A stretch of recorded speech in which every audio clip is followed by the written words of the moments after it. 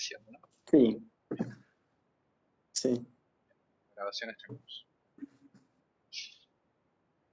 Bueno, si les parece, empezamos. Somos unos cuantos, unas cuantas. Hace ya un ratito que estamos charlando con algunas de las personas que están en el Webex. Para los que nos saludé, buenas tardes a todos y a todas. Les doy la bienvenida a este ciclo de charlas que hemos titulado Diseño de la vida, filosofía y neoliberalismo. Mi nombre es Daniel Alvaro, soy el coordinador del ciclo y el director del grupo de estudios que organiza este encuentro. Nuestro grupo se llama Grupo de Estudios sobre Problemas Sociales y Filosóficos y tiene su sede en el Instituto de Investigaciones Gino Germani. El grupo está compuesto por colegas que vienen de distintas disciplinas de las ciencias sociales y las humanidades. Los miembros del grupo acá presentes, creo, muchos de ellos por lo menos, son Emiliano Jacqui Rosell, Tomás Ramos Mejía, Mariela Ramos Corbalán, Elías Molteni, Celina Penchansky, Ariel Penisi y Micaela Ciardielo. Este es el primer encuentro del ciclo. Esperamos encontrarnos a lo largo de este ciclo cada 2 meses por este mismo medio, tal vez más adelante de manera presencial, ojalá, con la idea de pensar y discutir de manera colectiva la relación, o si ustedes prefieren, el nudo que existe entre la cuestión del diseño de la vida, la filosofía y el neoliberalismo. En cada uno de estos encuentros que estamos pensando, vamos a dialogar con un investigador o una investigadora que trabaja en la actualidad este conjunto de problemas, este conjunto de ejes temáticos. Antes de presentar a nuestra invitada de hoy, me gustaría hacer una breve mención, apenas un recordatorio, a la partida del querido amigo y maestro Horacio González.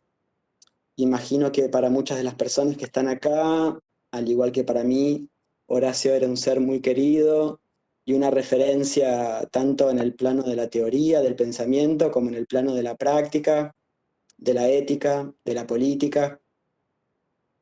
Sabemos que nada va a ser igual de ahora en adelante, pero nos quedan sus recuerdos, nos quedan sus libros, nos quedan sus enseñanzas, y entre algunas de las cosas que creo haber aprendido de Horacio, que espero haber aprendido de Horacio, se encuentra justamente el gusto por la charla, ¿no? Por la charla privada, por la charla íntima, pero también y sobre todo por la charla pública, por la charla compartida, por la charla o por la puesta en común. Me gustaría entonces, si me permiten, dedicar esta primera charla del ciclo a la memoria y a la herencia intelectual de Horacio González, memoria y herencia que a partir de ahora empezamos a construir entre todas y todos. Después de este breve recordatorio que no quería ni podía dejar de hacer, les presento entonces a nuestra invitada, Marcela Zangaro. Es un gusto enorme contar con la presencia de Marcela para iniciar este ciclo. En nombre del grupo de estudios, le agradecemos una vez más por haber aceptado la invitación. Para quienes no la conozcan, les cuento que Marcela es profesora en filosofía por la UBA y doctora en ciencias sociales por la Universidad Nacional de Quilmes. Es docente investigadora en el grado de la Universidad Nacional de General Sarmiento y en la maestría de estudios organizacionales de la misma universidad.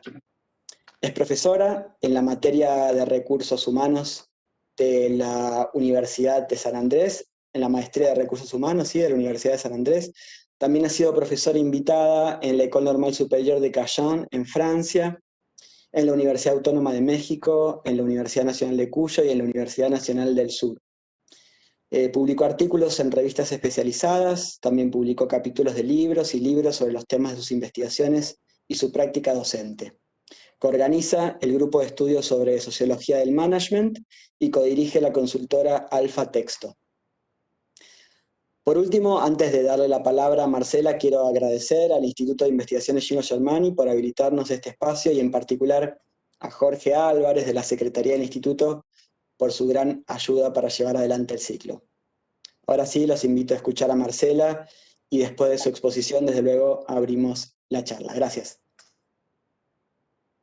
Bueno, en primer lugar, yo quiero agradecer a Daniel y a su grupo por dos cosas. Primero, por supuesto, por la invitación a conversar sobre estos temas que a mí siempre me resultan muy interesantes como lugares de debate, ¿no? Y después porque debo confesar que me obligaron amablemente y sin proponérselos a volver un poco sobre ciertos temas que por distintos motivos tenía un poco archivados últimamente, y uno de ellos es este tema de la psicología positiva.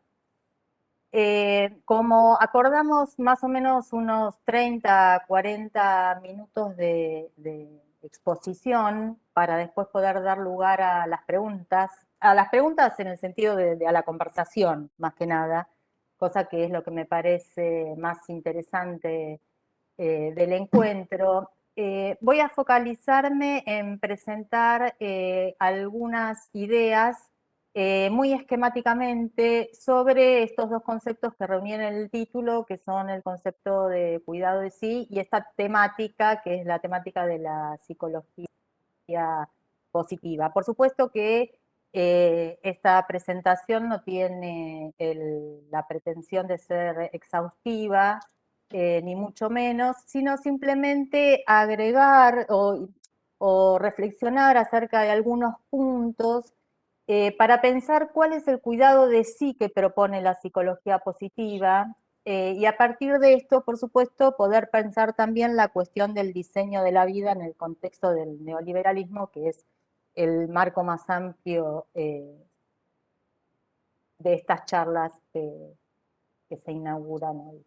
Entonces, voy a empezar brevemente con una revisión del concepto de cuidado de sí, que por supuesto nos remite a Foucault. Y yo creo que hay por lo menos tres textos que podemos usar así de entrada para pensar o articular este concepto de cuidado de sí.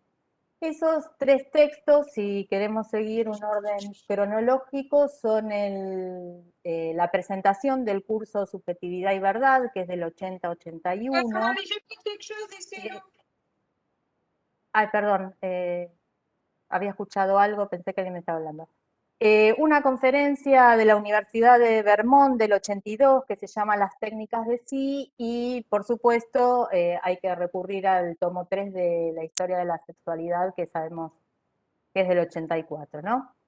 Si tomamos lo fundamental de estos textos, podemos decir que el concepto de cuidado de sí remite a una práctica que puede englobarse dentro de lo que Foucault llama las técnicas de sí. Es decir, aquellas técnicas que permiten a los individuos realizar por sí solos o con la ayuda de alguien más un conjunto de operaciones, va a decir él, sobre sus cuerpos, sus almas, sus pensamientos, sus conductas, sus modos de ser. Y a partir de estas técnicas, los sujetos podemos transformarnos al fin de alcanzar un cierto estado y llamativamente Foucault menciona dentro de estos estados posibles la felicidad, la sabiduría, la perfección o la inmortalidad. Estas técnicas o estos procedimientos existen en cualquier civilización y son o propuestos o prescriptos a los individuos para, a partir de ese dominio de sí, fijar una identidad, mantenerla o transformarla en función de ciertos fines. Dice Foucault que en cada época histórica estas técnicas de sí se combinan con otras, ¿no? Entonces, que cuando las estudiamos tenemos que estudiarlas también no olvidándonos de su combinación con las otras técnicas. Y esas otras técnicas son lo que llaman las técnicas de producción, que su significado remite bien literalmente al concepto de producción, las técnicas vinculadas con los sistemas de signos, y lo que me parece más importante destacar es que se combinan con las técnicas de poder, ¿no? Sabemos ahí que comprensión de la subjetividad que propone Foucault es como de dos caras. Es necesario entender las técnicas de poder que someten a los individuos afines, que lo objetivan en tanto sujeto, para poder entender también, en combinación con las técnicas de sí, cómo el sujeto se constituye también en un volverse sobre sí mismo, ¿no? A partir de esta combinación entre técnicas de poder sobre otros y las técnicas de poder sobre uno. En conjunto dan las técnicas de gobierno. Foucault analiza las prácticas que implican el cuidado de sí e identifica que se rigen por dos principios. Uno que es el del conócete a ti mismo y otro que es justamente el del cuida de ti mismo, ¿no? Y sostiene que en la cultura grecorromana, que es a la que le dedica más desarrollo en sus trabajos, el conocerse a sí mismo es una consecuencia del cuidarse a sí mismo. Esto es, lo importante es desarrollar un cuidado de sí para llegar a conocer quién se es, ¿no? Es como una instancia posterior. Pero en la modernidad hay una inversión de los principios. Él, siempre cuando habla de la modernidad, vieron que plantea de Descartes en adelante, ¿no? En la modernidad, el conocimiento de sí se convierte en el principio fundamental. Esto es, el conocimiento de sí en tanto sujeto pensante va a permitir dar forma a las distintas maneras de cuidarse a sí mismo. El cambio en el orden de estos principios no anula la importancia que tienen, sino que lo que hacen es desplegar grillas de inteligibilidad diferenciales para cada época, ¿no? Este concepto que a mí me gusta tanto de Foucault de grilla de inteligibilidad. Y cada grilla de inteligibilidad propone una forma de cuidado de sí en relación con ciertos saberes que habilitan un juego de verdad a partir de los cuales los sujetos son interpelados y se autointerpelan, son constituidos y se autoconstituyen. Teniendo en cuenta o teniendo en mente esta caracterización súper general del cuidado de sí, a mí me parece que es posible volverse hacia la psicología positiva y plantear tres interrogantes. Uno es, ¿cómo es este saber que va a definir juegos de verdad, que va a integrar la grilla de inteligibilidad de nuestra época, podríamos decir, que dan lugar a la objetivación y la subjetivación del sujeto? Es decir, ¿qué tipo de saber es la psicología positiva? En segundo lugar, me parece que el otro interrogante que podemos plantear es ¿qué es este sí del que hay que ocuparse y al que hay que cuidar? Y en última instancia es cómo se pone en práctica este cuidado de sí.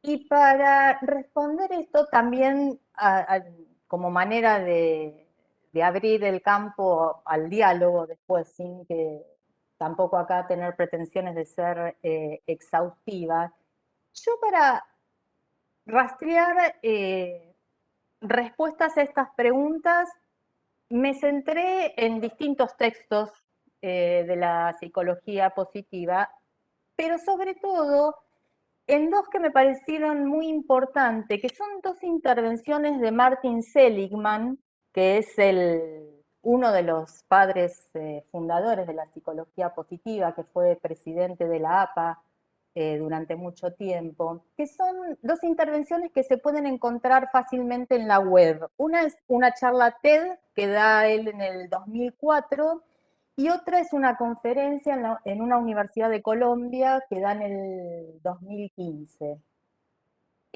Y retomo estos textos porque me parece que por la estructura que tienen, por la situación comunicativa en la cual se produjeron y por la disponibilidad también, los ponen en un lugar como de difusión muy importante para los principios de la psicología positiva, ¿no? Sobre todo porque son charlas que no están pensadas específicamente para un público demasiado especializado y que también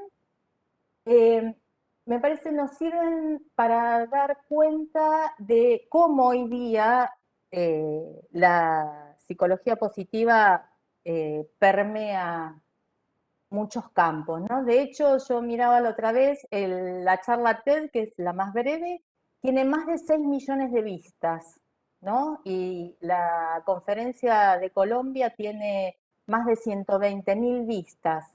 Me parece que es un dato a tener en cuenta. Entonces, teniendo en cuenta, digamos, principalmente estas dos exposiciones, más algunas otras lecturas, a mí me interesaba como articular unas respuestas para estas tres preguntas que mencionaba antes. Entonces, voy a empezar por la primera, que era cómo es este saber que va a definir juegos de verdad que le dan lugar a la objetivación, subjetivación del sujeto en nuestra época, es decir, qué tipo de saber es la psicología positiva. Y yo he relevado algunas características que me parecen sobresalientes. La primera es que en tanto psicología es un saber que se opone a la tradición de la psicología y la psiquiatría que podemos considerar más clásicas y que ellos, es decir, los seguidores de la psicología positiva, proponen como las psicologías que siguen el modelo patogénico. Es decir, se posiciona contra esas corrientes que se centran o que centran su estudio, su atención en la enfermedad y en los desórdenes de los sujetos. En esta oposición contra estos saberes se construyen, ¿no? O construyen su posición positiva en el sentido más literal del término, porque pretenden principalmente ayudar a las personas, y lo dicen, a construir fortalezas y hacer plena su vida. ¿Qué significa esto? Lograr el bienestar o la felicidad, que a veces lo utilizan como sinónimos, como términos intercambiables, ¿no? ¿Y cómo definen bienestar? Como las evaluaciones positivas que las personas hacen de su propia vida. Eso es el bienestar, ¿no? Poder realizar evaluaciones positivas acerca de la propia vida.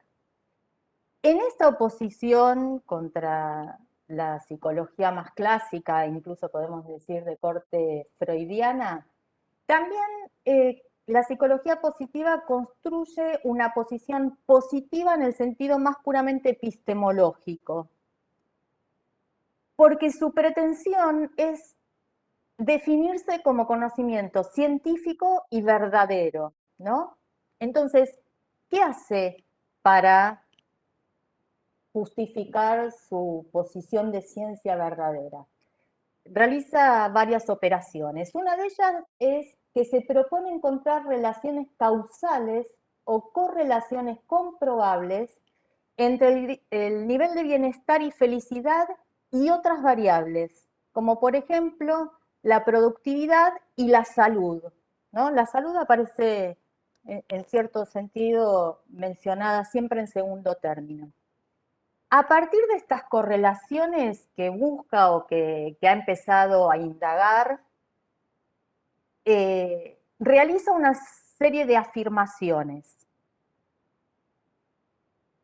que yo resumiría así de la siguiente manera. Dicen que las personas con un bienestar alto obtienen mayores ingresos y performan, podemos usar el anglicismo, ¿no? Mejor en el trabajo que las que reportan un bienestar bajo. En este sentido, pone en cuestionamiento la idea que consideran más corriente de que el dinero incrementa el bienestar. Esto yo lo voy a presentar ahora sí rápidamente, pero me parece que después por ahí es algo interesante para ampliar. Y afirman que para sostener fehacientemente esto, el bienestar tiene que ser evaluado de la manera más directa posible, porque aún, dicen, no hay estudios muy satisfactorios de la relación entre bienestar y los indicadores económicos. O sea que tienen ya una fuerte impronta economicista, ¿no? Dicen también que los trabajadores felices son mejores ciudadanos, usan el término en inglés, organizacionales, es decir, que ayudan a otros o a otras en el trabajo de distintas maneras, que las personas que reportan altos niveles de bienestar parecen tener mejores relaciones que las que reportan bajos niveles de bienestar. Y cuando Seligman define qué son o ejemplifica qué son estas relaciones, dicen, es más probable que estén casadas, que permanezcan casadas o que tengan matrimonios gratificantes, ¿no? Ese es el modelo de lo relacional, digamos. Afirman también que existe una relación que aún tiene que ser estudiada mejor entre el bienestar, la salud física, mental y la longevidad. Y como última afirmación así que me parece sobresaliente, sostienen que en definitiva el bienestar es valioso no solo porque hace sentir a las personas mejor o las hace sentir bien, sino porque tiene consecuencias beneficiosas. Y ahí mencionan para los sujetos, para las empresas y para los estados, ¿sí? O sea que esos serían como sus tres grandes focos de atención. Y el hecho de que tengan estas consecuencias beneficiosas implica que para las empresas y para los estados monitorear el bienestar tiene que ser un imperativo. O sea, es una tarea que tienen que sí o sí llevar a cabo. Esta en cuanto, digamos, como a grandes enunciados sostenidos. Yo estaba tratando de describir qué tipo de saber era la psicología positiva, ¿no? Otra característica de la psicología positiva como saber es que su punto de partida siempre es la recolección de datos empíricos y que para esto, para la recolección y posterior análisis, utiliza los desarrollos informáticos más actuales, ¿no? No sé, esto lo mencionó y después si requiere una explicación un poquito más detallada, lo vemos, pero la psicología positiva, los psicólogos positivos, sobre todo los que están en el campo de la investigación, trabajan con lo que en la jerga informática se llama inteligencia de datos o datos a gran escala o los big data, ¿no? Es decir, el uso de aplicaciones informáticas no tradicionales para poder procesar enormes volúmenes de información. Y a partir de este procesamiento, lo que buscan son patrones repetitivos y hacer predicciones de comportamientos, ¿no? Recolectan datos para probar estas causalidades o correlaciones y hacer estas predicciones y encontrar estos patrones. Después, otra característica, dos más en cuanto a esto de su aspecto más epistemológico, digamos. A partir de la recolección de datos empíricos, lo que hace es aislar variables, realizar experimentos y observaciones y procede a una medición rigurosa y propone la clasificación de hallazgos en la creación de definiciones no ambiguas de los conceptos, porque una de las críticas que hacen a estas corrientes psicológicas que consideran centradas en lo patogénico es que los conceptos que proponen son ambiguos o poco determinados. Entonces empezaron a desarrollar y se publicó, una de las primeras apariciones fue en el 2004, un manual de las virtudes y fortalezas del carácter, ¿sí? Que se llama así, y pretende este manual posicionarse en oposición al DSM, ¿no? Al Manual de Diagnóstico Estadístico de las Enfermedades Mentales clásico y tradicional en la psicología. Esto en cuanto a la parte más epistemológica. Cuatro características más en términos de saber, ¿no? ¿Qué tipo de saber es? es un saber que además tiene una fuerte impronta biologicista. Es decir, parte de supuestos vinculados con la determinación, y esta es otra cosa que a mí me resulta muy interesante, hay una determinación genética de las características de los sujetos. Este es un supuesto muy fuerte. Hay una determinación genética de las características de los sujetos y lo que hay también es plasticidad del cerebro. Entonces, plantean que una de las causas de la felicidad o del bienestar está en la relación que se establece entre el hemisferio izquierdo y el hemisferio derecho del cerebro, ¿no? Recordemos que el hemisferio izquierdo es el que, digamos así entre comillas, se ocupa del pensamiento abstracto, el lenguaje y la comunicación verbal, y todo lo que tiene que ver más con las estructuras racionales, mientras que el hemisferio derecho es el más abocado al pensamiento concreto, memorias de experiencias, etcétera, etcétera. Este saber de la psicología positiva tiene una particularidad que para mí está vinculada con lo que yo llamo la plasticidad, ¿no? Es un saber lo suficientemente plástico para reconvertirse en otro tipo de saberes y generar variedad textual. ¿Qué significa esto? Por ejemplo, constituye la base de numerosos textos de autoayuda. Y en ese sentido, va a buscar siempre adquirir una forma que permita una apropiación directa, sencilla y autoadministrada de los sujetos, ¿no? Que los sujetos puedan autoadministrar este saber.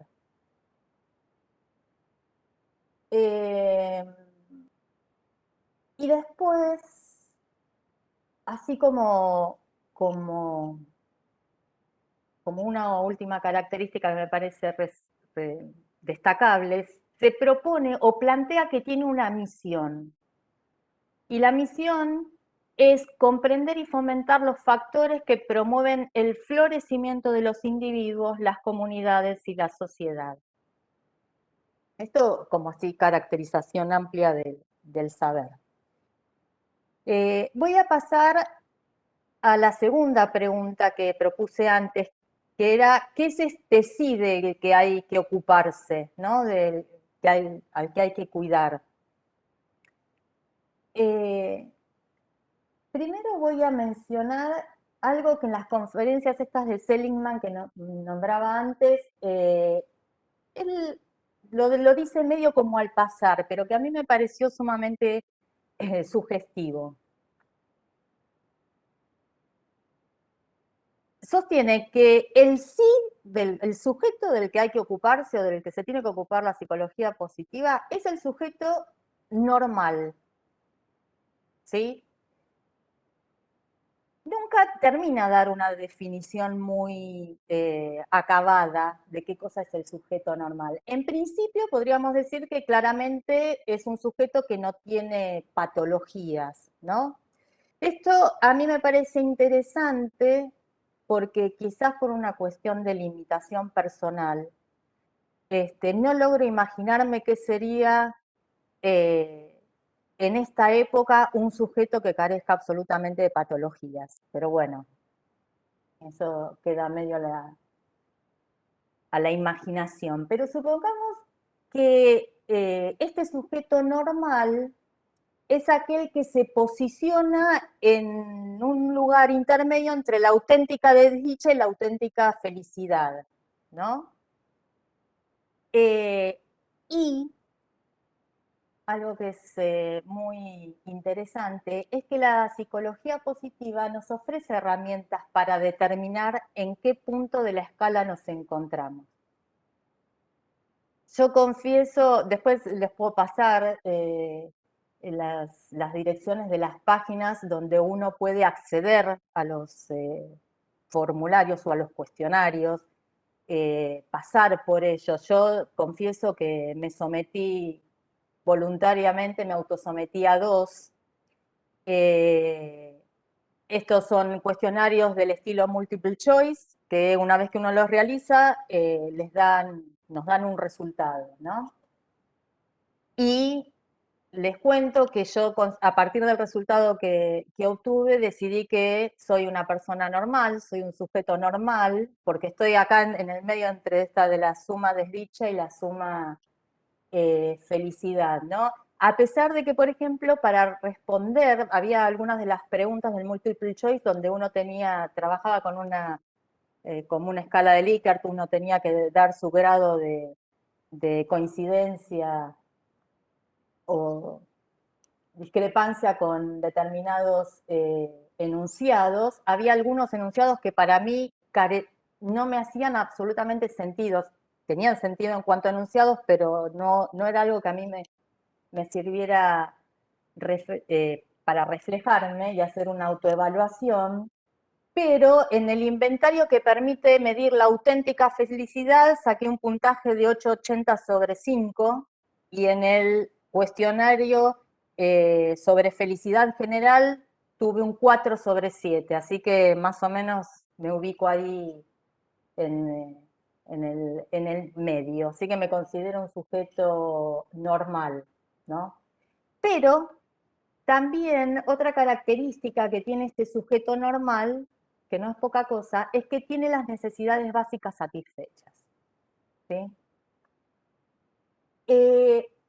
Ahora bien, independientemente de que habla de este sujeto normal y que pareciera ser en principio que es el sujeto del que va a cuidar o al que le va a proponer prácticas de cuidado, es decir, la psicología positiva, después termina sosteniendo que en realidad el énfasis y el interés está puesto en el alto talento y en los genios, ¿sí?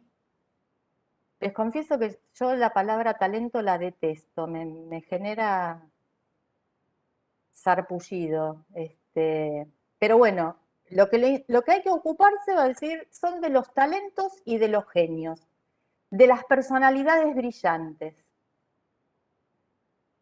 Ahora, este sí del que hay que cuidar es un sujeto integrado por 5 aspectos o variables que van a determinar la felicidad o el bienestar que tiene. Y para identificar estas variables, Seligman propone el acrónimo PERMA, ¿sí? Como si fuera permanecer, pero es PERMA. ¿Qué designa este PERMA? Positive emotions, emociones positivas, engagement, compromiso, relationships, relaciones, meaning, significado o propósito, y accomplishment, es logro, ¿no?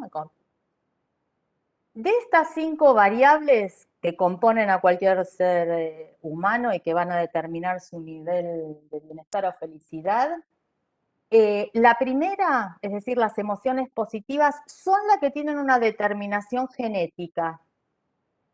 ¿Qué quiere decir esto? Que la forma de experimentar las emociones está un 50% determinada genéticamente. Las otras variables se van a poder manejar, pero en ese manejo se va a poder incrementar solo entre un 10 y un 20% la capacidad de ser feliz, ¿no? Según la base genética que se tenga. Esto nos lleva a otra característica de este sujeto, que es objeto del cuidado de sí, que es la voluntad y por consiguientemente la responsabilidad. Para la psicología positiva, el sujeto es responsable de su estado porque elige y puede tomar decisiones. Ahora, la cuestión es sobre qué elige y sobre qué puede tomar decisiones. Bueno, el punto de trabajo es su pensamiento y los estados mentales. Entonces, van a explicar que los sujetos están inmersos en una cadena causal, habitualmente, que tiene un evento activador, que sirve de disparador de un pensamiento y que a su vez determina una emoción o una reacción, ¿no? El pensamiento lo que hace es preceder a las emociones. Y las formas de concebir el mundo y de concebirse a uno mismo en el mundo van a ser las que determinan los estados afectivos.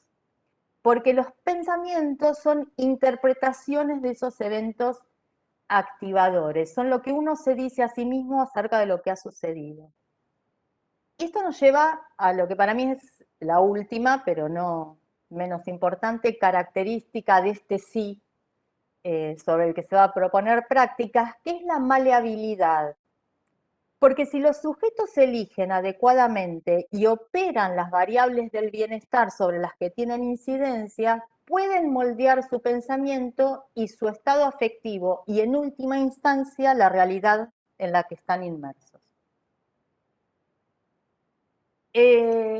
Última pregunta que propuse para hacer este rastreo es el cómo se cuida, ¿no? Por supuesto que los elementos del PERMA son enseñables. Esto implica que uno puede realizar por sí mismo o con la ayuda de otros lo que llaman intervenciones positivas, que demandan el aprendizaje de, y lo dicen estos términos, trucos, recetas o estrategias. Estas actividades de aprendizaje son realización de test y ejercicios, introspección y autoobservación, la autoevaluación de situaciones y de sensaciones en esas situaciones, proponen la rememoración también, pero por supuesto que no de las situaciones en términos objetivos, sino de cómo uno mismo estaba en esas situaciones. Algo que me parece muy simpático, la cuestión de la verbalización, la nominación, ponerle nombre a las cosas, a esos pensamientos, esas sensaciones, y la escritura. Y además propone el cuidado de sí a través de lo que sería la proyección y la imaginación de escenarios. ¿Qué quiere decir esto? Identificar las mayores fortalezas propias y aplicar lo descubierto acerca de esas fortalezas a otras situaciones, imaginarse otras situaciones en donde pudieran aplicarse para lograr con esto una recomposición de la propia vida que permita utilizar esas fortalezas. Estas técnicas hay que aplicarlas constantemente, porque lo importante es lograr hábitos. Y los hábitos siempre tienen que ser desafiados. O sea, no importa si uno logró un hábito que le permitió en un determinado momento incrementar su cantidad de bienestar o felicidad. Por más que yo logre eso como resultado, lo que tengo que hacer es desafiar el hábito. Entonces, lo que se requiere es un trabajo constante del sujeto sobre sí mismo, porque el estado de felicidad que puede lograr puede convertirse en hábito y entonces hay un decrecimiento de la intensidad de la felicidad, hay una caída en la curva porque resulta que las personas nos acostumbramos rápidamente a los niveles de bienestar alcanzados. A partir de esta sumaria caracterización, quiero simplemente terminar mencionando 5 puntos que me parecen importantes, como a modo de conclusiones, si queremos, para pensar el cuidado de sí desde el enfoque de la psicología positiva y, a partir de esto, para pensar qué tipo de sujeto se propone diseñar la psicología positiva a partir de estas técnicas en este contexto neoliberal, ¿no?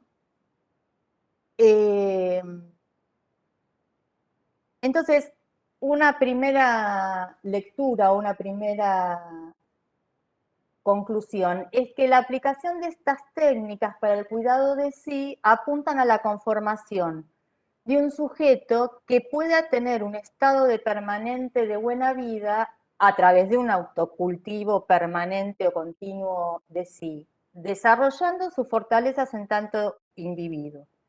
La buena vida se logra a través del ejercicio consistente y regular de las ventajas individuales internas para lograr máximo funcionamiento, desarrollo, performance. Esto que permite favorecer el desarrollo de las capacidades humanas en términos individuales, se utiliza argumentativamente como operando una especie de falacia de composición, ¿no? La falacia de composición es aquella que le atribuye al todo las características de las partes. Bueno, como los individuos son felices, el todo, que no sabemos muy bien qué es, salvo que pensemos en términos de la empresa o los estados, porque las referencias a los sujetos colectivos no aparecen, en tanto los individuos sean felices, el todo va a ser feliz. Una segunda idea es que este cuidado de sí supone y permite una positivización del interior humano y por ello propone también lo que algunas autoras llaman una antropología optimista, ¿no? Que se basa en la creencia de que el interior del sujeto es esencialmente bueno, está cargado de espiritualidad y potencialidades psicológicas, y que el pensamiento y las emociones pueden ser controlados porque los sujetos son manojos de hábitos, ¿no? Y esto es así también porque la materia del cerebro es plástica. Y van a sostener que el poder está en la mente, que permite lograr la paz interna, la salud, el éxito y la felicidad. Ahora, por supuesto, esta caracterización se aplica a los sujetos en general sin que haya acá una correlación demasiado explícita entre esos logros y las condiciones materiales de existencia de los sujetos. Pero, a pesar de esto, la referencia a las condiciones externas existe. Es cierto que no abundan ideas acerca de cuánto la realidad objetiva facilita o impide el logro de ese estado de bienestar, sino que lo que plantean son algunas afirmaciones justificadas en términos de correlaciones. Por ejemplo, la psicología positiva saca conclusiones a partir de la correlación entre el nivel de bienestar promedio de las poblaciones y la evolución del PBI. ¿Sí?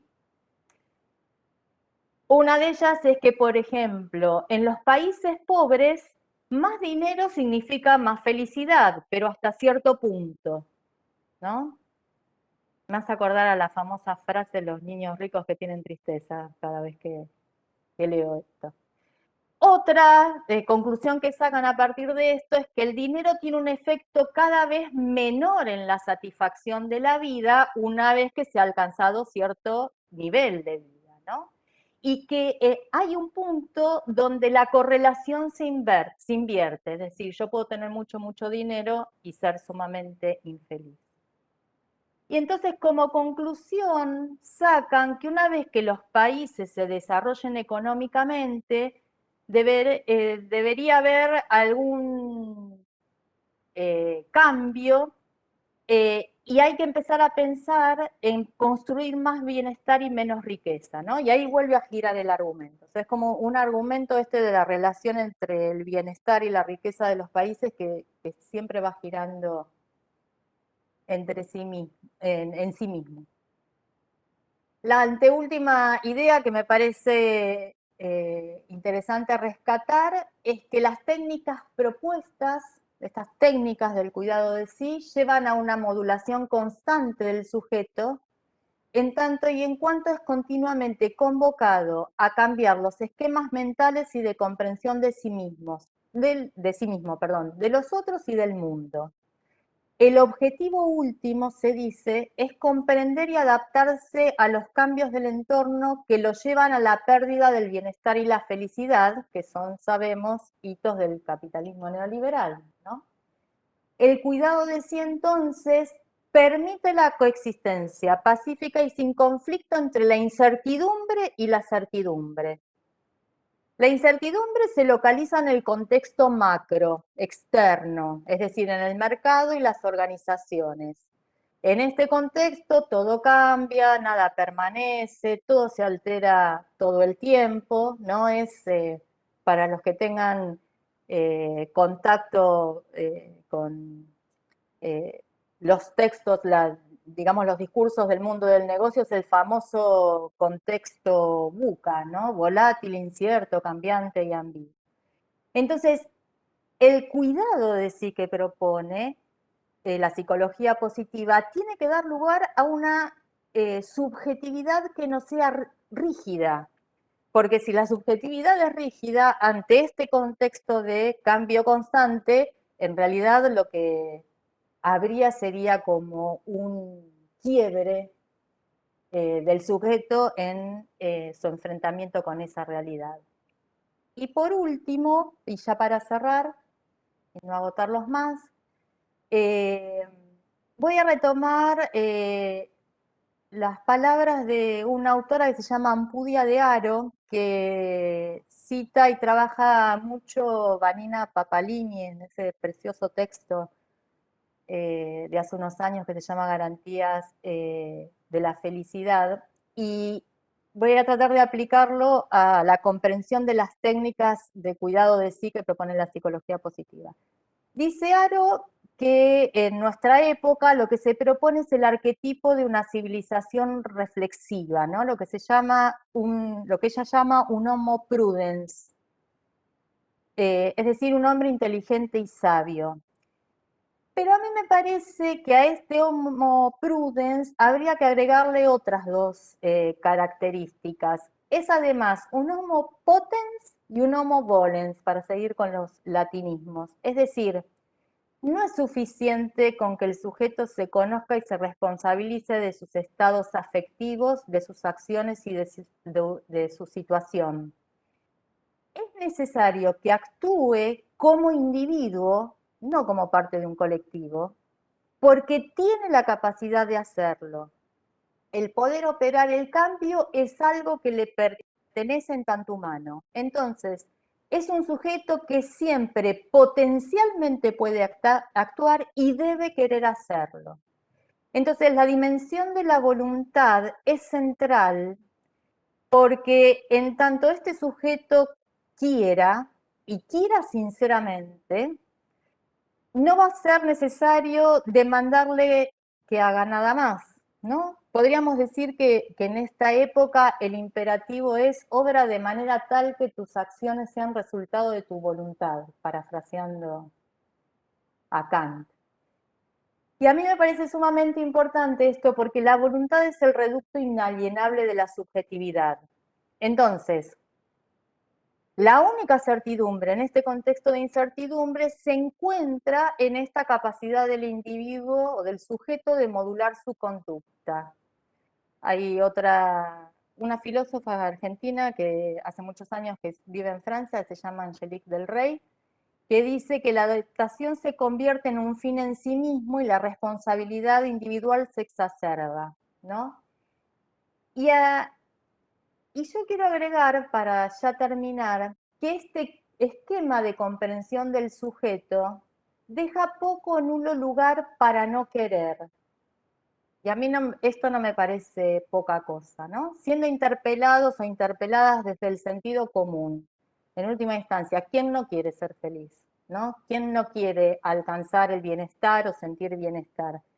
Pero si para cuidar de mí mismo y alcanzar el bienestar o la felicidad necesito estar en acción constante, necesito estar siempre en movimiento, necesito una inmersión total que ellos tematizan con un concepto muy concreto como es el concepto de flujo, ¿no? Si tengo que estar inmerso o inmersa en las actividades, siempre siendo productivos, siempre orientado a la acción, a riesgo de ver decrecer mi estado de bienestar o felicidad.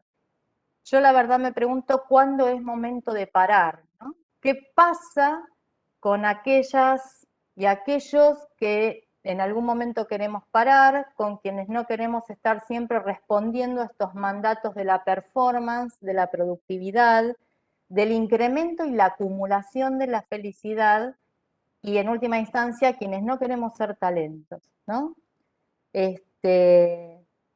Quizás si nos quedamos en estos lineamientos de la psicología positiva, quedamos condenados y condenadas a ser simples sujetos o normales o patológicos, pero no vamos a poder brillar mucho en el universo de los sujetos felices. Bueno, nada más. Gracias. Y perdón si me extendí en el tiempo.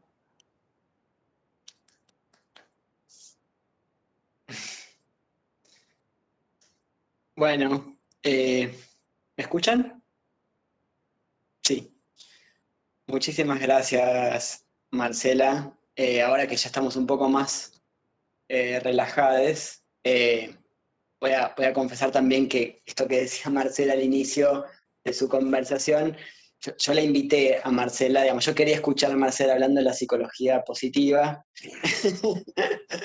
Y bueno, y nos dio el gusto al grupo de investigación, venimos leyendo sus trabajos, venimos indagando un poco de costado la cuestión de la psicología positiva, estamos trabajando con otras prácticas de sí, con otras técnicas de sí, concretamente nuestro grupo viene trabajando hace un tiempo largo con el coaching ontológico, que está en más de un sentido, en más de un sentido es cercano a la psicología positiva y dijiste un montón de cosas en tu charla, Marcela, que resuenan y mucho con cuestiones que venimos pensando colectivamente en el equipo y por las que seguramente te vamos a preguntar, pero quisiera darle ahora la voz a otras personas, hay muchas personas, muchas caras amigas en este pequeño colectivo que se armó, así que bueno, abran sus micrófonos y participemos, digamos, tanto con preguntas para Marcela como comentarios, reflexiones. Si me permiten, yo me presento, soy Norberto Díaz, me conozco con Marcela hace 2 o 3 años atrás y hoy comparto. Más, Norberto, si llevamos 2 años de pandemia. ¿Cómo paré el reloj yo en marzo del año pasado? Bueno, hace Perder, más. perder 2 años a esta edad es demasiado. A toda Bueno, edad, pero a no esta edad. sabemos, no sabemos. ¿Te hace más feliz? Yo te lo sostengo. Bueno, ¿sabés qué me trajiste a la memoria? Dos libros me trajiste a la memoria. Eh, Uno que creo que compartimos alguna vez, algún comentario, que es La Sociedad del Cansancio de Byung-Chul Han, el coreano este que estudia Heidegger y vive en Berlín. Y él plantea ahí, ¿no?, que esta sociedad construye en alguna medida sujetos que se cansan y nada, quería escucharte en una reflexión. Quizás no es precisamente positiva la mirada de Han sobre filosofía y consecuencias del neoliberalismo en la construcción del sujeto, ¿no? Y la segunda, no sé por qué me apareció este libro, es Las tres ecologías de Félix Guattari, donde él dice, en un mundo que cree que la ecología está afuera y que es el no contaminar y es el mundo verde, hay una ecología del sujeto que quizás sea la primera, ¿no?, que también tiene que ver con el cuidado del sí, con el empezar desde uno.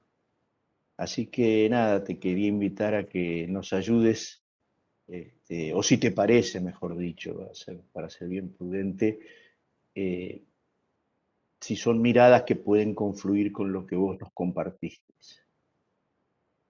Muchas gracias. De nada. ¿Cómo hacemos, Daniel? Decime vos cómo querés, si juntamos varias preguntas. No tienen por qué ser preguntas, pueden ser, o sea, comentarios, qué sé yo. No, me parece que si vos no, si a vos te parece bien, podemos ir contestando, charlando. Eh, sí. Eh, Sujetos que se cansan. Eh, yo te voy a contestar o te voy a comentar desde el mundo del trabajo, digamos, ¿no? Yo creo que biológicamente como sujetos nos gastamos y acá nos podemos poner también bien biologicistas y decir, bueno, todo gasto de energía supone un tiempo de necesitar reponer esa energía y eso lo podemos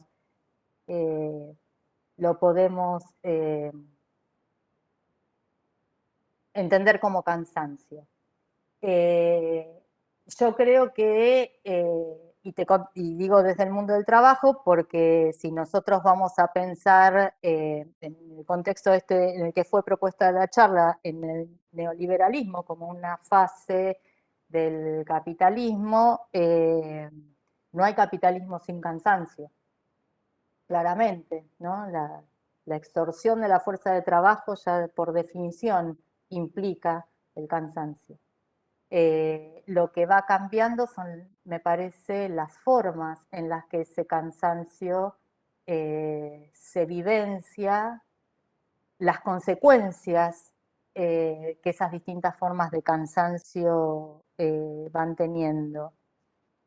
Y sí me parece interesante pensar que el cansancio puede pensarse en distintos niveles. Vos podés pensar el cansancio físico, podés pensar el cansancio mental e intelectual, y me parece que también podés pensar si hay un trabajo afectivo, podés pensar el cansancio afectivo, ¿no?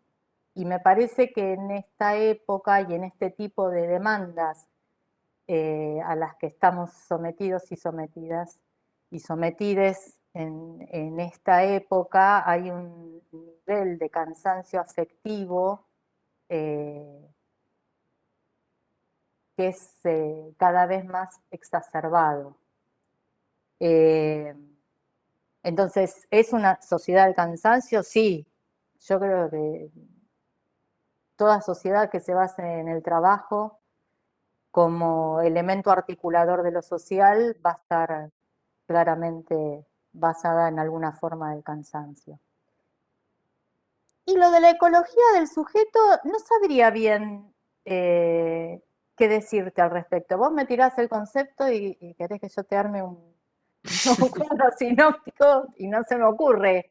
Ahora, no sé si vos lo estabas pensando en algo en No, especial. lo abro Lo quizás, puedes saber y a lo mejor lo abro alguien quizás. sabe, puede decir algo más. Claro, claro, quizás si alguien ha leído, es un librito muy chiquito de Guattari que a mí me cambió la óptica en el mundo en que a veces los sujetos pensamos que la ecología es algo que tenemos que cuidar y que está afuera. Él hace un planteo, me parece, por lo que yo entendí en su libro, y plantea las tres ecologías, porque plantea la ecología de uno mismo, la del Sí, micromundo de uno, su sociedad, su familia, su cercanía más inmediata, y en tercer lugar la del mundo en realidad. Y él dice, va a ser imposible resolver esta tercera si no resolvemos primero las otras dos, o si no trabajamos simultáneamente sobre las tres. Y me lo trajiste a la memoria por esto del cuidado del sí, ¿no? mm, Porque cuidar un planeta sí, sin que empecemos por claro. cuidarnos a nosotros, me pareció una buena reflexión, una manera de decir, no solo quiero cuidar a las ballenas o de pronto o el agua o la contaminación, sino que quizás yo mismo estoy en una suerte de descuido sobre mi propia ecología. Pero si alguien Sí, lo ha podría visto y ser. si puede aportar, y si entendió lo mismo que yo, porque quizás, ¿no? Le cedo el lugar tranquilamente, no hay Bueno, problema. muchas gracias. Bueno, si alguien quiere decir algo sobre el libro de Guattari, realmente yo no lo leí y tampoco tengo nada para aportar desde ese lugar. Adelante, si no, Máximo tenía una pregunta o un comentario para hacer. Hola, ¿qué tal? Muy interesante, la verdad, la presentación. Yo estoy como particularmente interesado en el tema, pero como que llegué al tema por otro lado. Me interesaba, o vengo siguiendo una cantidad tratando de analizar discursos que tienen que ver con el tema de la educación financiera, el capitalismo financiero, etc. Entonces, una pregunta era sobre el vínculo que hay entre lo que son estas filosofías y el contexto del capitalismo financiero, digamos. ¿Cómo enganchan o qué puntos de contacto tienen, si es que los tienen? Y en relación con esto, digamos, en esa búsqueda me encuentro con estos planteos de lo que se llama el movimiento FIRE, que es algo así como lograr la libertad financiera a través del retiro temprano o algo parecido. Es una traducción posible al castellano de la sigla FIRE, donde aparecen algunos elementos que tienen que ver con esto que estamos hablando y otros no, digamos. Hay como coincidencias parciales y es como una pieza que cuesta meter en el relato general que se está construyendo alrededor de eso, ¿no? Porque ahí aparece, por ejemplo, la cuestión de digamos, esta especie de cientificación de la idea, digamos, que es del lugar común, de que el dinero no hace la felicidad, o lo hace hasta cierto punto, etc. Pero al mismo tiempo hay una crítica muy grande a el tema de de ese trabajo agotador del que estaba hablando recién, y de la total responsabilidad de cada uno, y de la conminación, digamos, la obligación a emprender, a trabajar, a desarrollar, a progresar desde lo individual, ¿no? Sí. No sé si se entiende la consulta, perdón, me fui un poco tal vez por las ramas. No, creo que sí, si no igual después podemos ir pensando juntos. Yo creo que si yo tuviera que buscar una conexión, yo no me especializo en capitalismo financiero, por supuesto, a duras penas entiendo cómo funciona el dinero, entonces el capitalismo financiero no es mi campo de expertise. Pero si yo tuviera que buscar una conexión, la buscaría a través de los desarrollos de la economía de la felicidad, que existe como disciplina, ¿sí? La economía de la felicidad existe como una de las líneas de investigación en la economía. Ahí a mí me parece que es interesante leer esos desarrollos con una mirada crítica, porque son sumamente convincentes discursivamente, pero cuando los empezás a leer un poco más en detalle, están llenos de baches, lagunas e inconsistencias, ¿no?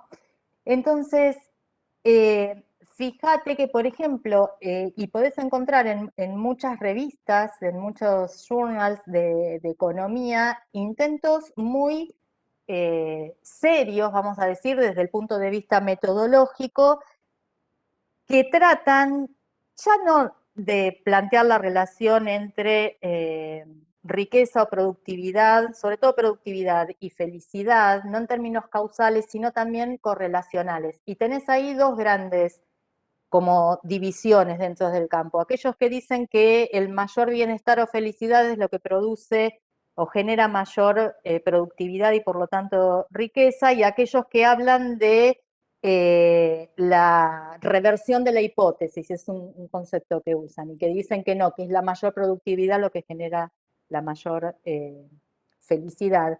Y existen intentos serios en el sentido de que hay gente que con herramientas científicas propone hacerlo, medir esta correlación.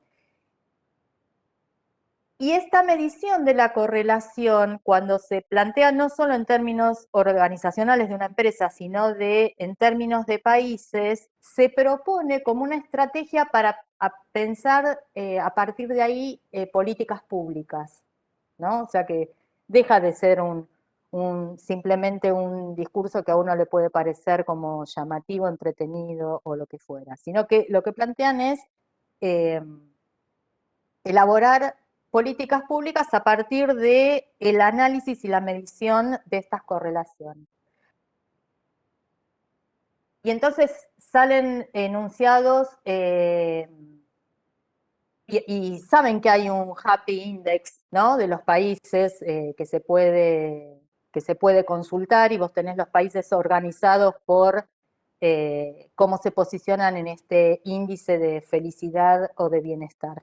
Entonces aparecen cosas que son raras. Por ejemplo, en algunos casos dicen explícitamente que hay algo que les cuesta explicar, que es que América Latina, en esta correlación entre riqueza y felicidad, resulta que es más feliz o tiene más bienestar que lo que le correspondería por su nivel de riqueza, ¿no? Entonces dicen, bueno, ¿cómo explicamos esto? Entonces, la correlación, ¿cómo funciona? Y entonces ahí se van para el tema de las relaciones, y dicen, bueno, lo que pasa es que los latinoamericanos tienen unas relaciones tan gratificantes que no importa que sean pobres, digamos, y en última instancia son felices, ¿cierto?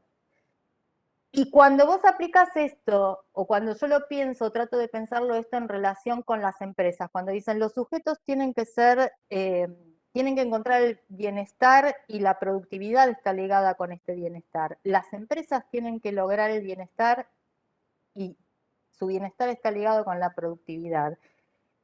A mí lo que me parece llamativo de esta argumentación es que yo como individuo puedo tener bienestar y puedo no ser rico. Ahora, ¿qué significa que una empresa puede tener bienestar y no busque la riqueza? Entonces, es como que los argumentos, cuando vos los empezás a desarmar un poco más finos, son bastante inconsistentes o tienen estas vueltas, ¿no? Y a mí me parece que o supongo, sospecho que extrapolando esto al mundo financiero, podrías encontrar cuestiones similares, ¿no? Pienso en esto de lograr la libertad financiera a partir del retiro temprano. ¿En qué sociedad? ¿Y de retiro de quién? ¿No es cierto? Porque es posible tener un retiro temprano, pero claramente no es un retiro que sea igual para todos. O sea, no todas las propuestas que se dan desde la economía tienen el mismo significado para todos. Vos tomabas recién el término emprendedor, si no entendí mal, ¿no? No es lo mismo ser un emprendedor en Palo Alto o en Silicon Valley que ser un emprendedor con una bicicleta y una cajita de Rappi, por más que se les diga emprendedores iguales. Entonces, yo buscaría, y te vuelvo a decir,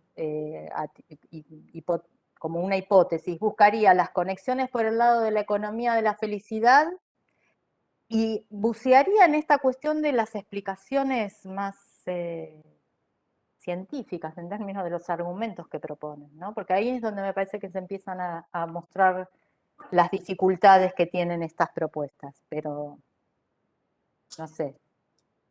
Marcela, hago un breve comentario sobre lo que decís y le doy la palabra a Cecilia Ross, que se anotó para hacer un comentario. Digo esto antes de olvidarme y porque se vincula bien con la pregunta de Máximo.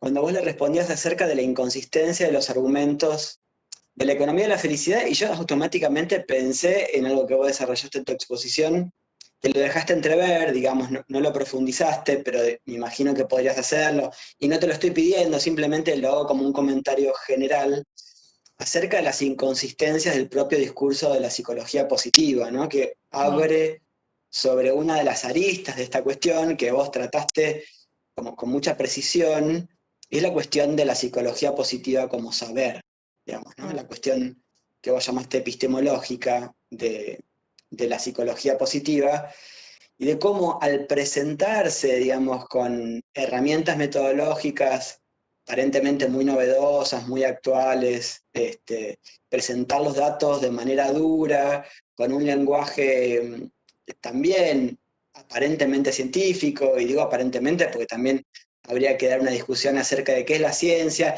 y qué papel juega la ciencia, el concepto de ciencia moderna, al interior de ese campo que es la psicología, del cual la psicología positiva forma parte como una de sus muchas variantes y ramas, ¿no? Sí.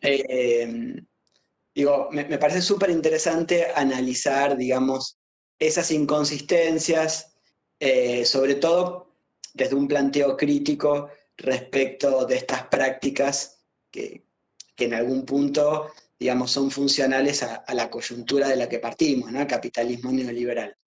Sí. Hacía ese comentario que da para mucho, simplemente no quería que se escapara esta palabrita que vos trajiste, que es el de las inconsistencias, Sí, relacionado con la epistemología. ahora que vos, y digo esto solito, porque no lo incluí, digamos, en la exposición porque me parecía que se iba a hacer muy largo, pero cuando mencionaba esto de que estas personas trabajan con la cuestión del Big Data, ¿no? Y los macrodatos. Por ejemplo, unas cosas que son muy interesantes que hacen es, vieron que yo decía que identifican el PERMA, ¿no? Que son esas 5 variables, esos 5 componentes, qué sé yo. Entonces dicen, bueno, hay palabras PERMA y hay palabras anti-PERMA, ¿no? Las palabras PERMA son aquellas que muestran estado de bienestar, las palabras anti-PERMA son las...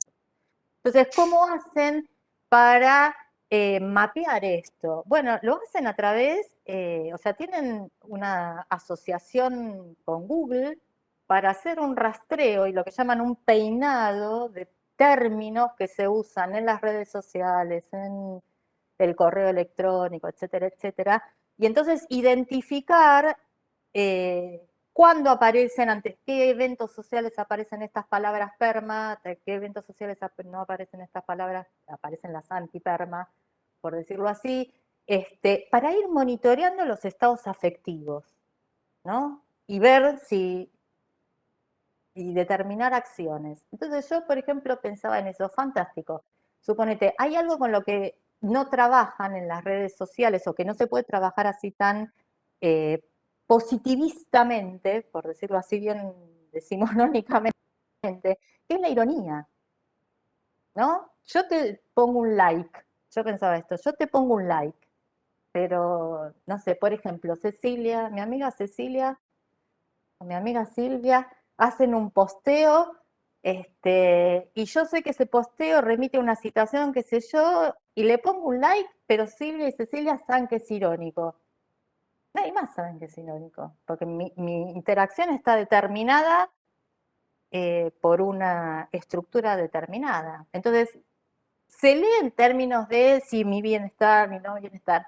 Y hay un punto que yo debo confesarles, no deja de causarme como cierta gracia. O sea, yo me pongo en ese equipo de investigación que está proponiendo eso y yo levantaría la mano y diciendo, discúlpame, hay unas cosas que nos estamos olvidando que nos van a dar correlaciones un tanto espurias o no tan, tan acertadas, ¿no es cierto? Entonces, a mí me parece que digamos, es muy interesante estudiarlos en términos epistemológicos, porque su pretensión está en pararse ahí, porque si no fuera su pretensión pararse ahí, bueno, lo criticamos desde afuera, ¿no es cierto?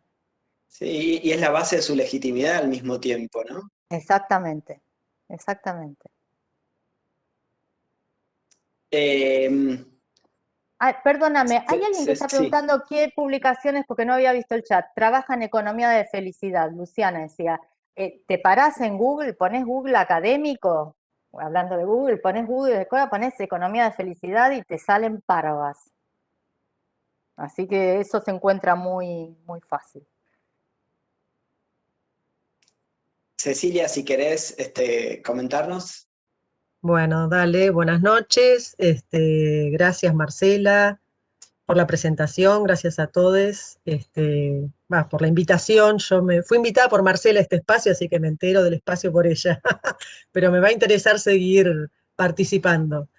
Soy psicóloga, laburo en temas de salud mental y trabajo, bueno, los temas de la subjetividad y de la psicología en particular y de estas versiones de la psicología me interesan desde hace tiempo. Me quedé pensando, me enganché con esta definición que tomaste, Marcela, de Ampudia Jaro, de civilización reflexiva y de los tres, Sí. en realidad el rasgo que ella le incluye, el Homo prudens y los dos que vos le agregás, el Homo potens y el Homo volens, y traté de pensar, o se me ocurría, que si la responsabilidad sobre lo que uno hace, la posibilidad de actuar sobre uno mismo y la voluntad de hacerlo definen a la civilización reflexiva en esta versión, o por lo menos incluyendo esta versión de la psicología, también la define, o también define el psicoanálisis en algún sentido, ¿sí? Digo, esos tres rasgos bien podrían aplicarse al psicoanálisis, aunque, digo, ¿cuáles serían a grandes rasgos las diferencias que yo veo? Digo, pensando que el psicoanálisis con la psicología positiva, en el ámbito de la psicología, es hoy una de las tensiones en relación a la psicología positiva como una de las versiones del cognitivismo, no la única, pero una de las versiones que asume el cognitivismo, y se disputan también ámbitos de terapéuticas y de eficacia terapéutica y ámbitos también de inserción económico y social, ¿no? Dentro de las prácticas, sí. Pero bueno, pensaba que a grandes rasgos las diferencias fundamentales me parece que están articuladas, por un lado, al hecho de que no hay en el psicoanálisis esta especie de teleología o de finalidad de llegar a un punto en el cual esa versión de qué es ser feliz, de algún modo, es bastante universal, ¿no? En cambio, digo, el psicoanálisis diría, ve por tu deseo, y tu deseo te puede llevar a cualquier lado, y bueno, y por ahí no coincide con lo que la norma cultural espera que hagas, ¿no? A pesar de que a Freud se le cuelan, digo, para tomar a Freud y no a Lacan, se le cuelan cuestiones vinculadas con que el tratamiento analítico debiera orientar a, bueno, encontrarse mejor con uno, por ejemplo, tener trabajo, estar mejor con otros, y eso incluye la sexualidad, las relaciones, etc. Pero no está vinculado como un indicador de eficacia, ¿no? Terapéutica propiamente. Y la otra cosa tiene que ver con el medio, o sea, con este camino para lograr esta transformación de sí, ¿no? Que de algún modo me parece interesante cómo en la psicología positiva aparece esta omisión de la frustración y del dolor eventualmente como un modo de acceder incluso a la felicidad, que es lo que en todo caso hace que el psicoanálisis sea visto por algunos como una terapéutica. El golpe de lo real, digamos. Claro, una terapéutica triste, digo, o que te lleva a para qué sufrir si podés buscar otra estrategia, ¿no? Pero bueno, ahí es como si hubiera, claramente lo que está en juego es la versión de sujeto, porque lo que no tienen en cuenta esta psicología positiva es que finalmente hay demonios que no se dominan, ¿no? Del mismo modo en que vos decís, la ironía o el chiste no entran dentro de la posibilidad. Pero para ellos todo demonio se domina. Claro, no hay un ámbito de demonio indominable, entonces. Exactamente. Como O sea, podría todo, ser el o sea, inconsciente, como la oscuridad del ser, sí. claro, o sea, tu capacidad, a ver, todo se domina. Pensemos esto que decía antes que dicen ellos, el 50% está determinado genéticamente. Yo no tuve tiempo de indagar más en esto, ¿no? De cómo es esta determinación genética, porque a mí me gustaría saber cuáles son las variables que determinan la posibilidad genética. ¿Qué es una variable geográfica? La que determina la posibilidad genética. ¿Es una variable racial? La que determina la posibilidad genética, porque ahí tenés todas otras derivas que te la encargo, digamos, para sostener después esa argumentación. Pero acá el punto es que es posible obtener un nivel de bienestar o de felicidad, sea cual sea la situación en la que vos te encuentres. Porque vos podés modular tu pensamiento para hacer una evaluación positiva. Por ahí no podés aplicar tus fortalezas, pero podés hacer una evaluación positiva. Es el famoso de, bueno, de todo se aprende algo, ¿no? Saquemos el aprendizaje positivo. Que yo quiero decir que no es que necesariamente, y eso lo dejamos para otra charla, pero que amerita un vino de por medio, más bien, no es que yo esté absolutamente en contra u opuesta a esto. Acá el problema es la exacerbación de esto, me parece a mí, y la conversión de esto en un imperativo del cual depende tu vida, ¿no? Ese es el punto donde a mí me genera mucho dolor, pues estaba leyendo lo que había anotado acá, mucho escosor, ¿no es cierto? Lo que me genera escosor. Y la cuestión de que si vos, la consecuencia última es que si vos no estás bien, no es porque estás aislado por ahí y no sos parte de un colectivo que puede pensar alternativas colectivas, porque la realidad es así, es frustrante y uno no la puede manejar toda y bueno, las salidas para provocar cambios deberían ser otras, sino que es porque vos no operaste bien sobre tu manera de pensar y de evaluar la situación. Entonces, si vos tenés un jefe psicópata, bueno, tenés que evaluar de esa situación qué es lo que puede, cuáles son las fortalezas que vos podés aplicar, tus fortalezas, para que esa situación no te sea tan beneficiosa. Perdón, no beneficiosa, no te sea tan incómoda, no te genere tanto malestar. Entonces, para mí el punto crítico es esta exacerbación y esta, en última instancia, creencia ingenua de que no hay una realidad que se te opone, ¿no es cierto? Y que en última instancia a veces los límites de la acción, y sobre todo de la acción individual, son muy limitados. ¿Se entiende? Porque podemos juntarnos a meditar en conjunto, pero la meditación en conjunto solo puede operar sobre los esquemas mentales de cada uno. El tema es qué hacemos después cuando tenemos que salir a la calle. O sea, ¿dónde está la acción colectiva? Y entonces ahí me parece que es una cosa bastante interesante de pensar, para decirlo de alguna manera. Perdón, yo nada más un comentario al pasar. Que cuando lo lees a Seligman, por un lado da la sensación de que todo, primero da por sentada la sociedad en la que estamos, y por otro, que él al principio partía de un análisis de la depresión, digamos, de la indefensión de los sujetos. Entonces después pasó, es como que pasó de pareciera como que deja a un lado toda esa negatividad o todo eso, todo esto que es parte del sujeto, y después en un momento entonces empieza con este sujeto positivo, este sujeto normal supuestamente, pero bueno, es como que primero parte todas las investigaciones de dónde, por qué es, de dónde surge o cuál es el origen de la depresión, digamos, algo así me parece. Totalmente, no sé, sí, totalmente. Nada, eso. Sí, no es que lo desconocen completamente, digamos, pero no van a poner ahí su foco, digamos. La cuestión no es curar a los enfermos, sino hacer más brillantes a los más brillantes, ¿no? Como si ser enfermo o ser brillante dependiera solo, pura y exclusivamente del sujeto. Eso es lo que decís, ¿no? Lo que a mí me hace ruido, por decirlo así. Silvana Viñale tenía un comentario para hacernos. Hola, ¿qué tal? Buenas Hola, tardes. ¿cómo estás? Y a todos. Primero, gracias por la invitación. Me pareció muy interesante, bueno, la charla de Marcela y el grupo. Con Marcela nos conocimos el año pasado, no sé si te acordás, en un Eso estaba pensando, digo, ¿de dónde sí, la fue así, conozco?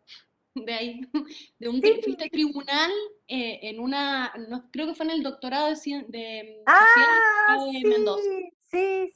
Parece que fue, no sé si el doctorado, creo que fue ahí, fue en el doctorado. Sí, cierto. La verdad es que te estaba escuchando, llegué un poco tarde, igual, entré un poco tarde y me perdí la primera parte, entonces no estoy muy segura ni de lo que quiero decir ni lo que te quiero preguntar, pero dijiste la palabra escosor Sí. y dije, ay, sí. Que me causaba escosor los talentos. Claro, y a mí me causa escosor escuchar la idea del cuidado de sí asociada a todo esto que has estado contando de la psicología positiva, ¿no?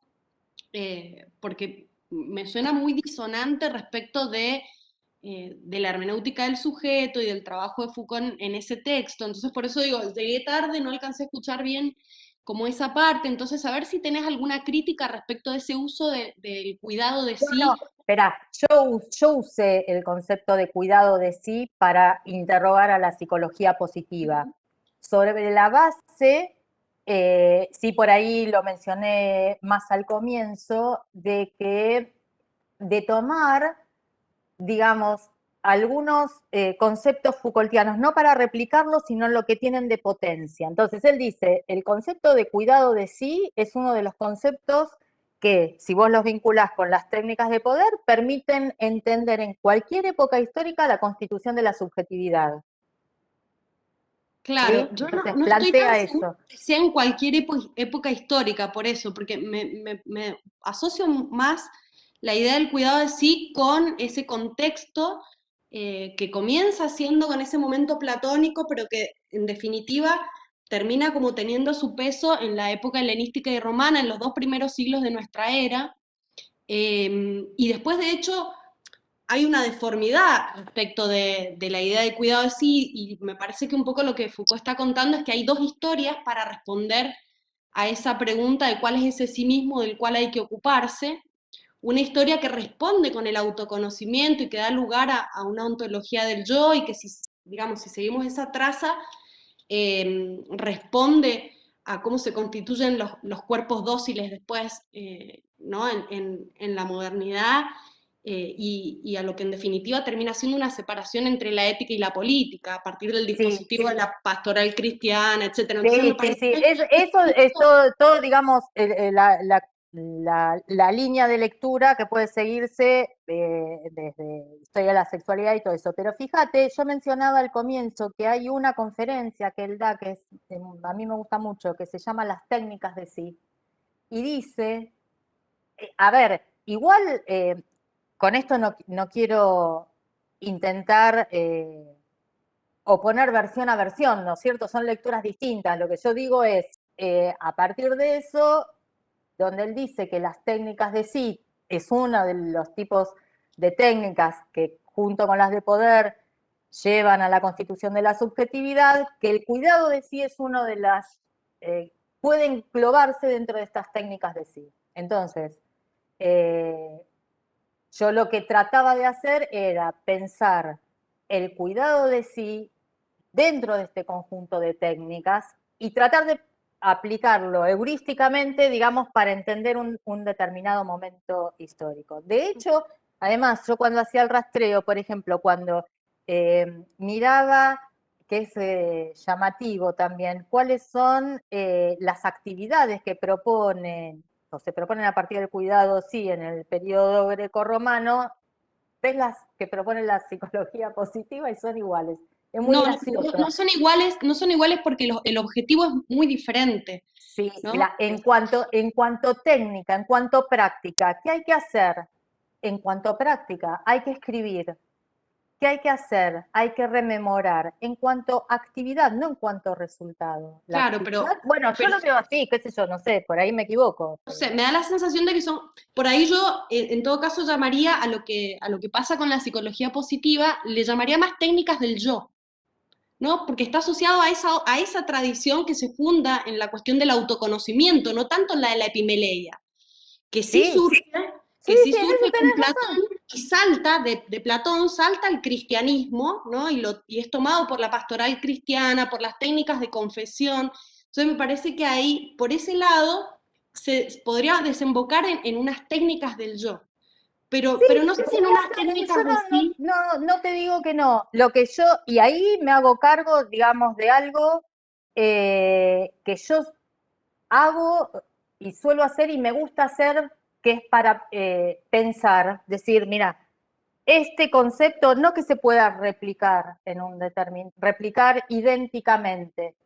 Este concepto tiene una determinada potencia para explicar en su extensión, en sus vinculaciones, una determinada realidad, ¿no? Entonces, de hecho, yo empecé diciendo, en estos textos, en estos 3 textos, encuentro estas características y estas características sobre el cuidado de sí me parece que podrían usarse para pensar qué tipo de práctica de sí tiene la psicología positiva. Pero sí, estoy abierta a la posibilidad de que puede no funcionar, pero no es por lo pronto mi intención hacer una traslación automática, ¿entendés? O sea, puede ser. lo acepto, lo podemos trabajar más, lo podemos discutir más, cero problema con eso. Pero a mí me parece que se puede, qué sé yo. Pero después, si querés, lo charlamos más. Sí, claro, sí, sí. Para que Silvia, había una cosa que había puesto antes. Cuando vos Sí, decías. hay muchos comentarios y yo dudo si leerlos o si esas personas quieren decirlo Yo públicamente. como quiera, sí, porque estaba este que decía Silvia, que me parecía también muy interesante, la influencia de la psicología positiva en el discurso político y en la concepción del lugar de la política. Bueno, claramente, ¿no? Nuestro expresidente tenía un gerente de la felicidad, porque los gerentes de la felicidad, así como en la economía de la felicidad existe, los gerentes de la felicidad también existe, que fue, sobre todo al principio, su principal asesor en la Revolución de la Alegría, ¿no? Ujú. Me siento como en un programa de Los Simpsons cada vez que digo esto de la Revolución de la Alegría, la gente de la felicidad y todo este tipo de cosas. Pero sí, claramente y hubo toda una línea de paralelismo entre estos desarrollos de la psicología positiva en vinculación con la felicidad y el discurso político. Sí, yo creo que sí. Que da Sí, para investigar así, re lindo tema de investigación. sí, vos de hecho en algún momento de tu charla, Marcela, hablabas de no solo de la plasticidad del cerebro como una de las apelaciones, de las posibilidades de transformación de sí que plantea la psicología positiva, sino que me gustó que vos trasladaste la metáfora de la plasticidad al propio saber de la psicología positiva y hablaste de lo plástico que es ese saber para interactuar con otros saberes. Sí. Y en ese sentido, nombraste la autoayuda, yo agregaría el coaching ontológico por esta investigación que nosotros venimos haciendo, donde vemos que esas tres prácticas, eh, esas tres técnicas del yo para utilizar, digamos, digamos esta otra mirada que aporta Silvana, digamos, cómo se articulan entre sí, ¿no? Aparecen muchas veces en muchos discursos y sobre todo en el discurso de la política y en el del asesoramiento político, muy relacionados. Sí. Autoayuda, psicología positiva y coaching ontológico, Sí, y en el otros tipos de discurso, coaching también, ¿no? sí, y el discurso del management también, terriblemente, ¿no? Una recuperación así eh, muy impresionante, digamos, que muchas veces quienes lo aplican no tienen tampoco demasiada conciencia de dónde viene eso. No porque tengan que tenerla, pero digo, ¿no? Lo toman como un discurso válido por sí mismo, ¿no? Ujú.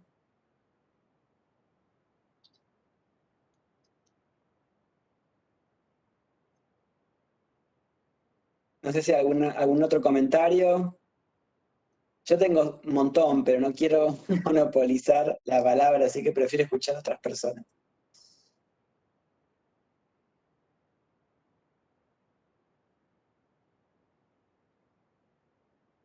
Bueno, también tengo muchas comentarios, preguntas, Marcela, muchas gracias una vez más por esta exposición.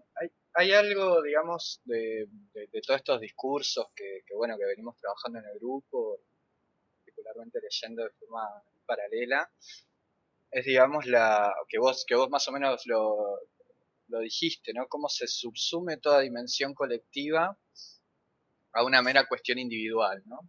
Eso por un lado. Y lo que me interesaría preguntarte digamos, cómo se manifiesta la verdad de la operación que ejerce el individuo y en la práctica misma de la psicología positiva. Digo, si es necesario que haya un otro que en un punto dé cuenta de esa verdad, ¿no? O si queda nada más en un mero fuero individual, por decirlo de alguna manera, ¿no? ¿Qué operaciones o qué sujetos tiene que haber para esa manifestación de verdad? Si es que lo ves así acá en esta práctica. Y bueno, también algo dijiste de esta, me gustó mucho esta noción de plasticidad textual o algo por el estilo, cómo justamente se combina, se enlaza, se articula con una serie de discursos diferentes. En ese sentido te quería preguntar si pudiste avanzar o ver estas cuestiones más, cómo se traduce en el país, ¿no? Toda esta tradición. Hay una cuestión ahí que yo lo puse en el comentario, los proyectos de educación emocional, ¿no? Ah, Que sí, bueno, bueno. particularmente hay uno también que da escosor, uno presentado en La Pampa, bueno, por el bloque UCR. Es muy, ahí se lo retoma tajantemente a Seligman y a otros. Así que bueno, nada, eso, como en primer lugar esta manifestación, la posibilidad de qué sujetos aparecen para dar cuenta de esto, y si pudiste observar algunas articulaciones más institucionales, como bueno, una fundación para la educación emocional justamente en Argentina, eh, y esas articulaciones más institucionales, por decirlo así. Em,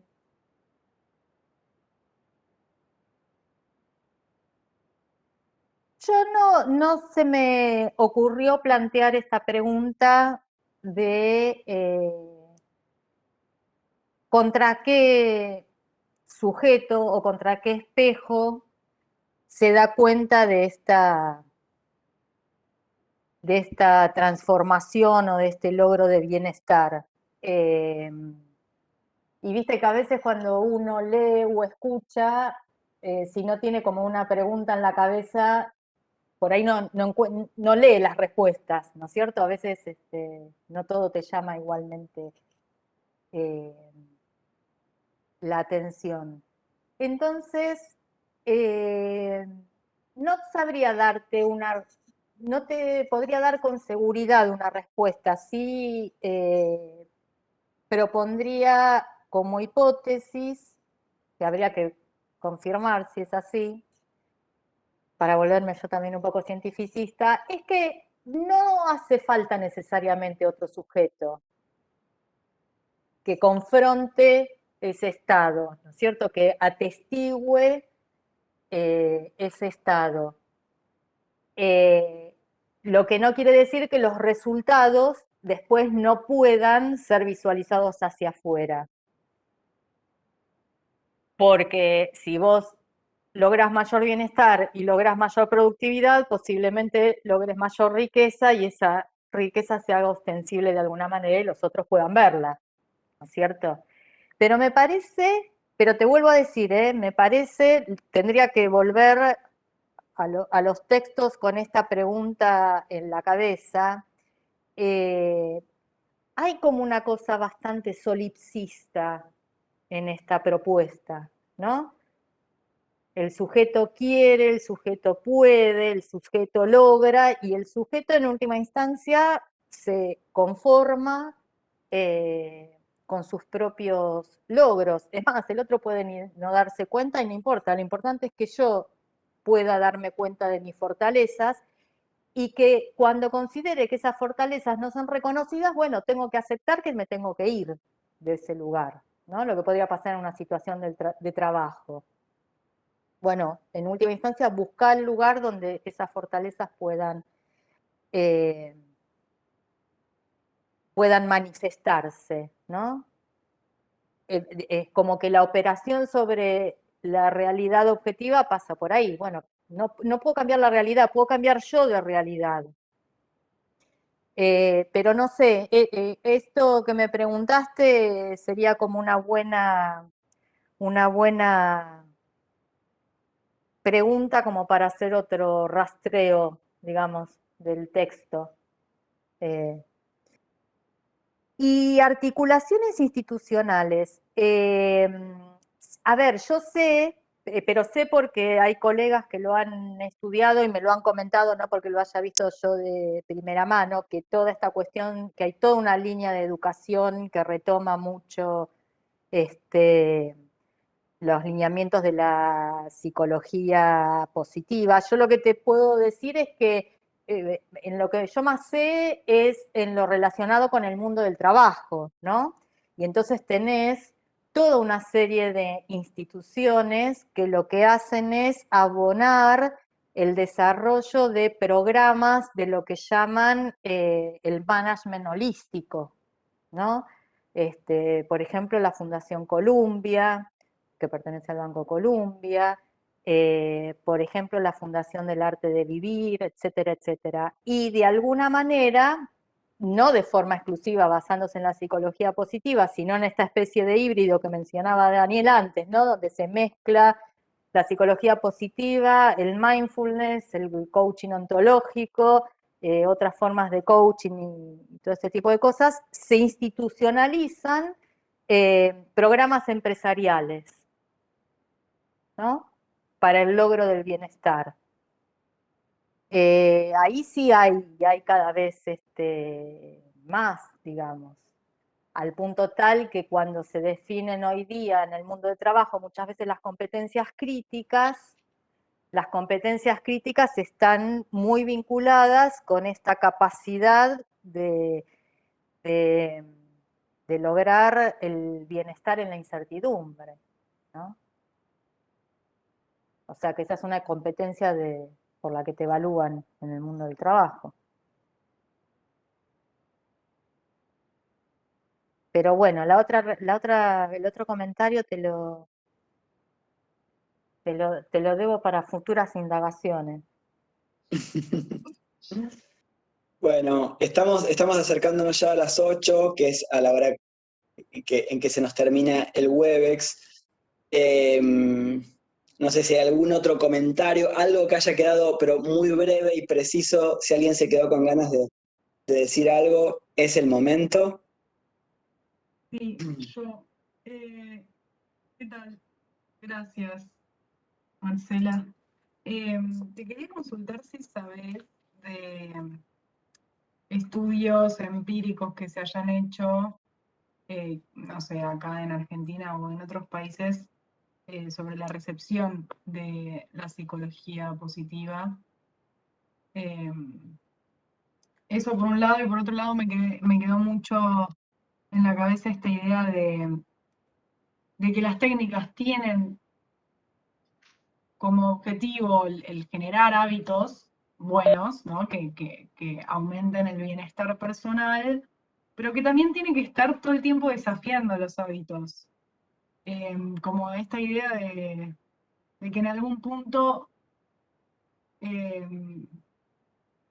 no sé, me recordó un poco a Foucault y a esta idea de crear, de performar y transformar la propia vida como si fuese una obra de arte, pero una especie de obra de arte en movimiento, porque en el momento en el que te acostumbras a un hábito, empieza a decrecer la felicidad, como decías, pero como si jamás hubiese lugar para la conformidad, como la comodidad. Es que O vos sea, sabés que yo creo que eso que mencionás, no digo que lo hayan pensado así a propósito, pero vos sabés que eso para mí es una marca muy significativa de que es un tipo de propuesta íntimamente vinculada con la forma de pensar del capitalismo. Una empresa, ¿cuándo decide que ha alcanzado el suficiente grado de desarrollo? Una persona, ¿cuándo decide que ya no va a acumular más riqueza? ¿No es cierto? ¿Cuál es el límite de la riqueza? O sea, fíjate, yo me acuerdo, ¿tengo 2 minutos, Daniel? Sí, claro. Me acuerdo una vez en una charla, en otro contexto, con gente del mundo de la empresa, donde se proponían medidas para alcanzar el bienestar y que qué sé yo y qué sé cuánto, una intervención de una participante dice, bueno, pero en última instancia, a la gente, ¿viste cómo es? Vos le das un beneficio y después siempre quiere otro beneficio.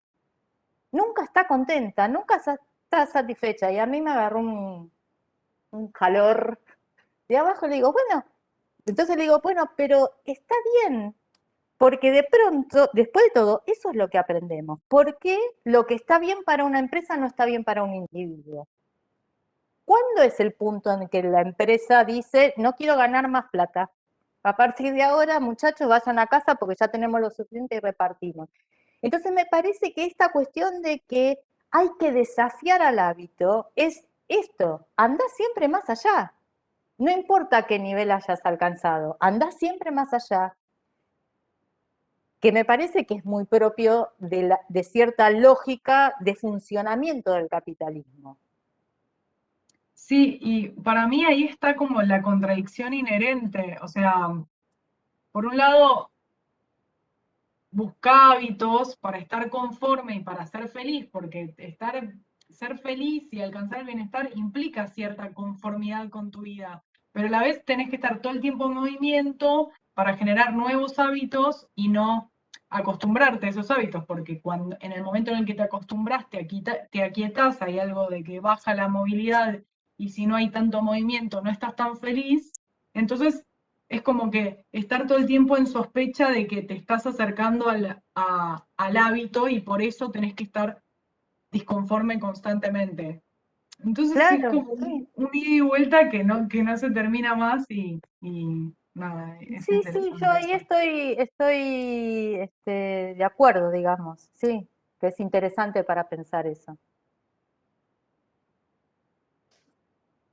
Bueno, muchísimas gracias, Marcela, por el tiempo, por la buena disposición. Gracias a todos por participar. Me gustó mucho, la verdad, el intercambio. Les dejo el mail de nuestro grupo por si alguien, no sé, Cecilia, por ejemplo, se enteró a través de Marcela. Si querés estar informada de las actividades que organizamos, escribinos un mail a problemasocialesyfilosóficos@gmail.com y te incorporamos a nuestro mailing. Lo mismo para cualquier otra persona que esté en la misma situación, que no se haya enterado a través de nosotros o del Instituto Gino Germani, que suele difundir nuestras actividades. Eso, gracias por venir, por participar, por la escucha atenta.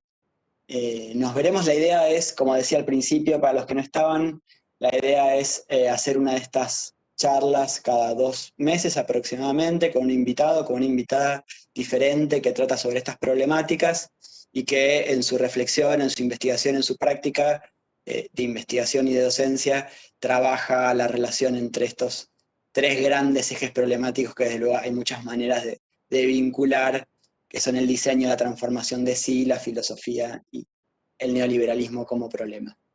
Les agradezco de nuevo a todos y nos Bueno, vemos la próxima. muchas gracias por la invitación. Nos vemos la próxima.